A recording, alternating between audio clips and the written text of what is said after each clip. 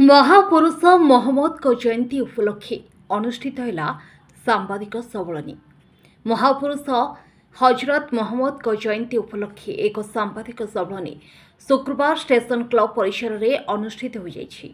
जश्न ए ईद मिलादुन नबी कमिटी पक्षर आयोजित सांबादिक सम्मेलन में कमिटीर कर्मकर्ता माने जोगदे आसंता 16 तारिख अनुष्ठित सोमवार हेबाकु थिबा दिवसव्यापी कार्यक्रमर रूपरेखा उपरे सूचना प्रदान करथिले। सकाळे 6:30 समय दरखा मैदान बाइक एवं साइकेल शोभायात्रा बाहरी सहर परिक्रमा करने सह पूर्वाह्न 10:30 समय दरखा मैदान रे शेष हेबो। सेपरी संध्या 6टारू राति 10 घटिका मध्य विभिन्न ग्रामरू सुसज्जित जुलूस बाहरी सिनेमा छक होई भाया मोतीगंज टाउन थाना बाट दे दरखा मैदान पहुंचबार कार्यक्रम स्थिर करा जायछि। समस्त कार्यक्रम रे सहरवासी सहयोग कामना करथिले कमिटीर कर्मकर्ता माने। कमिटीर सभापति शेख शरीफ मोहम्मद, संपादक हाजी शेख अब्दुल जाहिद, उपसभापति शेख बेलाल मोहम्मद, शेख नियाजुल्ला, जुग्म संपादक शेख अब्दुल कामिल, शेख इमरान, कोषाध्यक्ष शेख राजाब ओली, सह कोषाध्यक्ष शेख फजाइल कादरी प्रमुख उपस्थित रही। प्रारंभ में कमिटीर परामर्शदाता आजिम बालेश्वरी एवं हाइदर खान अतिथि परिचय एवं सांबादिक सम्मेलन उद्देश्य संपर्क में सूचना देते। सर्वप्रथम अल्लाह का शुक्रिया अदा करता हूँ और मेरे मुसलमान भाई को अस्सलाम वालेकुम रहमतुल्लाहि व बरकातुहू। मेरे हिंदू जितने सिख ईसाई भाई सबको मेरा नमस्कार आदाब।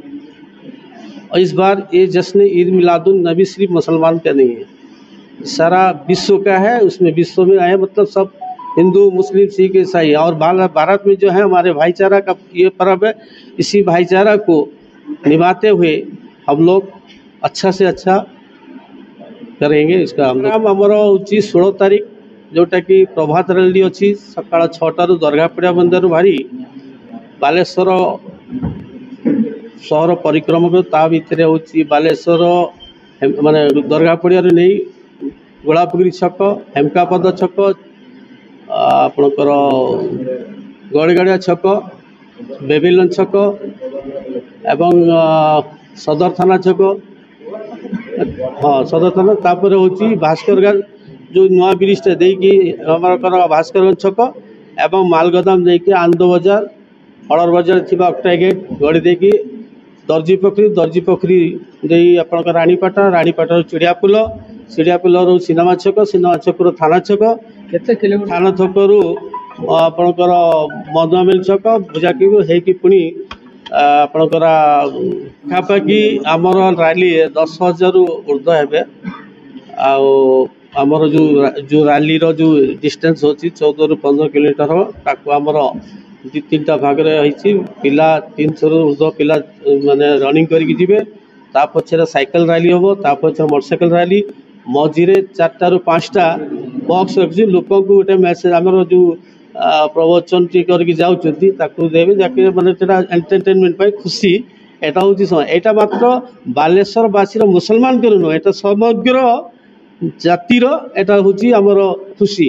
यही नहीं आम उभय कम्युनिटी लोक को एथरे सामिल करूँ और सहयोग एवं आपण मान द्वारा आम जन दूचे आपण मैंने भी आमको फुल कवरेज करेंगे।